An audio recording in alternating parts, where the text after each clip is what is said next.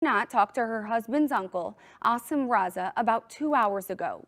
Hamad Raza was married to Asra for 2 years. Asim described them as an unbelievable couple. Asra was a consultant for a company based in D.C.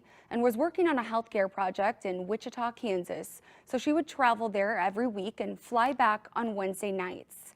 Asim says Asra was very friendly and always made you feel welcome. He says she had a way of making people feel special and leave feeling like a better person after spending time with her.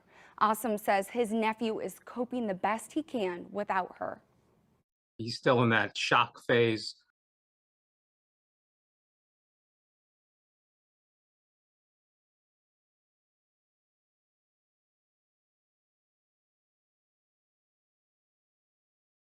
Without her.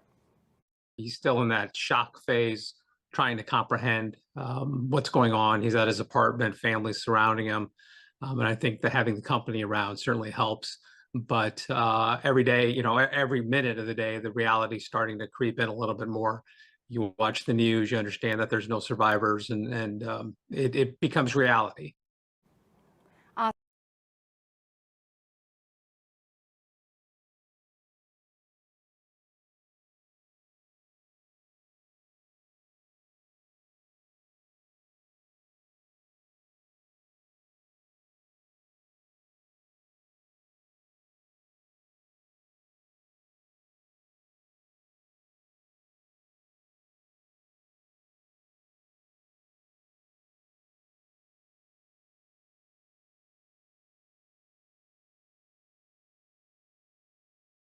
Is left devastated. A local doctor's daughter-in-law was on the American Eagle flight traveling home from a work trip when the plane went down. 5 on your side's Brent Solomon joins us to explain the grieving family is also thanking people in St. Louis. Brent? They certainly are. It's the little things that can mean a lot when you're dealing with unexpected tragedy.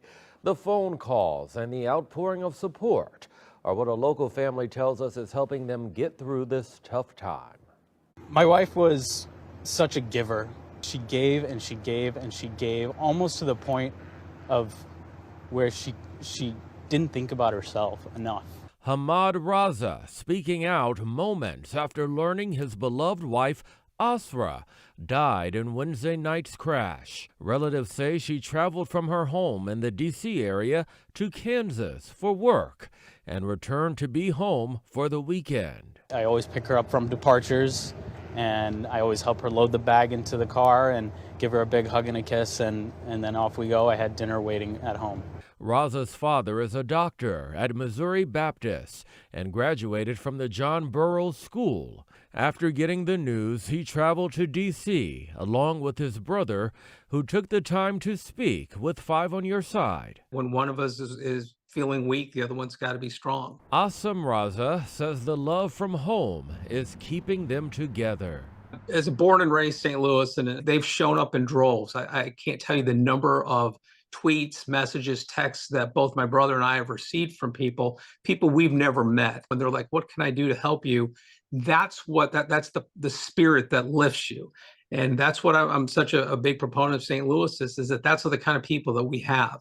As the family comes to terms with reality, they can't help but remember Asra for her sweet spirit. Asra was particularly warm, friendly. She's the type of person who, when she came over to your house, she never came empty-handed. She'd bring a fresh batch of cookies. She'd bring a present, something to make you feel that you were special. It's not what she would say, it's the way that she said it that made you feel very, very welcomed.